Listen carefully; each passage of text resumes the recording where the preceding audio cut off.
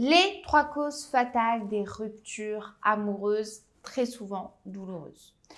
Hello mes belles, j'espère que vous allez bien aujourd'hui et on se retrouve ensemble pour une toute nouvelle vidéo sur ma chaîne YouTube qui est Aurore de pouvoir de séduction.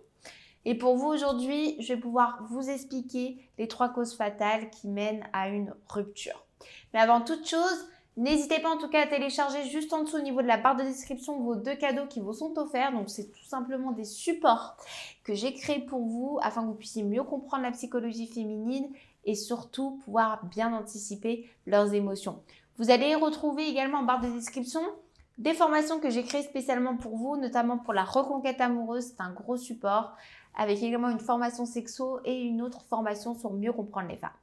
Et comme d'habitude, vous avez également votre bilan personnalisé. Et donc aujourd'hui, on ne va pas parler d'un sujet très gai, mais il est quand même très important. C'est que je voulais vous expliquer les causes fatales des ruptures amoureuses. Quelles sont les raisons? Pourquoi il y a très souvent des ruptures? Et vous verrez par vous-même que c'est très souvent à peu près les mêmes.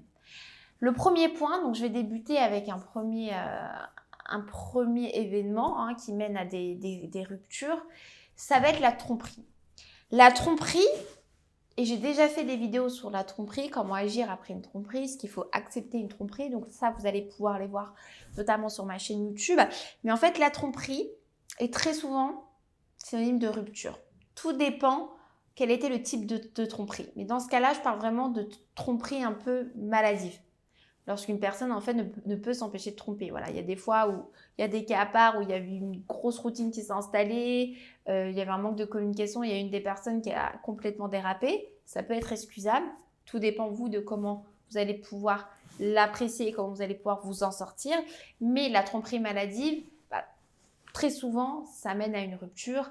Et là, pour le coup, moi, en tant que coach, avec mon expertise et également mon expérience personnelle, généralement, les tromperies maladives, si vous retournez avec cette personne, vous allez en souffrir toute votre vie.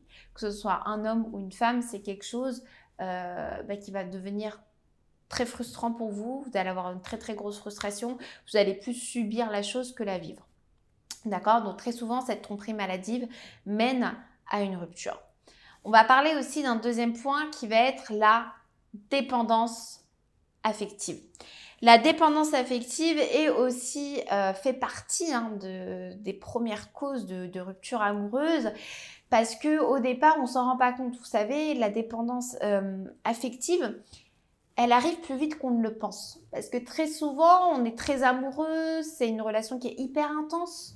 Donc, on a très souvent le manque de notre partenaire pour un oui ou pour un non. Et donc, inconsciemment, on pense que c'est parce qu'on l'aime et que c'est un comportement qui est normal, mais on s'auto-détruit.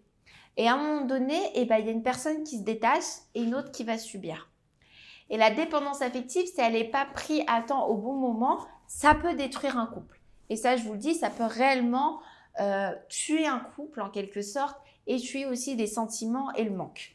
Donc la dépendance affective, c'est important toujours de prendre un recul par rapport au manque que vous pouvez avoir de votre partenaire.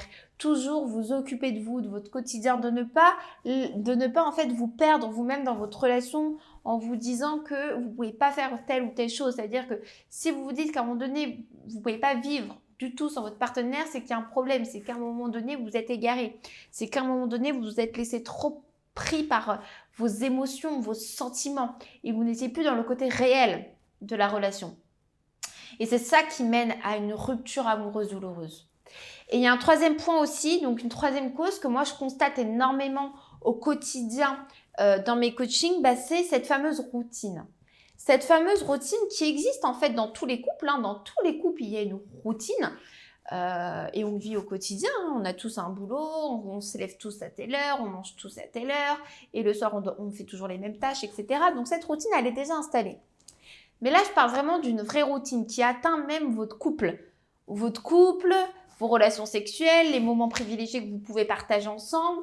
Cette routine qui commence à durer 6 mois, 1 an, 2 ans, 3 ans, 4 ans. Et ça peut même aller sur des décennies, sur 15 ans, 20 ans. Ça peut être énorme.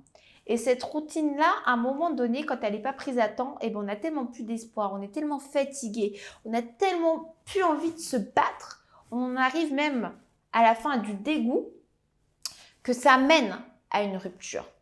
Donc la routine, en général, elle est gérable. Si elle est prise à temps, qu'il y a une communication qui est assez ouverte, que vous vous reprenez en main, que ce soit vous ou votre partenaire, votre couple peut s'en sortir et ça, je vous le garantis. Mais si vous laissez trop passer, que la communication est totalement rompue, qu'aucune des deux personnes souhaite faire des efforts ou n'a pas envie de voir qu'il y a cette routine et qu'en fait, chacun fait sa vie de son côté, à un moment donné, vous allez arriver à un dégoût et là, il n'y aura plus de possibilité de revenir en arrière. Et ce serait dommage. C'est pour ça que lorsque vous avez des petits signaux qui vous disent « Oula, il y a un truc qui ne va pas », ne jamais se voiler la face et ne jamais prendre les choses à la légère. Et toujours communiquer, toujours prendre les choses un temps et ne pas remettre tout au lendemain. C'est un conseil que je voulais vous donner aujourd'hui. J'espère en tout cas que cette vidéo vous aura plu. N'hésitez pas en tout cas à vous abonner à ma chaîne. Au quotidien, je partage de nombreux contenus vidéo et ce serait avec plaisir de vous accueillir sur ma chaîne YouTube. Un petit like, ça donne toujours de la force. N'hésitez pas, si vous aviez la moindre question, juste en dessous, en commentaire, j'y répondrai avec plaisir. Et il ne me reste plus qu'à vous souhaiter une super belle journée. Je vous dis à très bientôt. Et surtout, prenez soin de vous. À bientôt.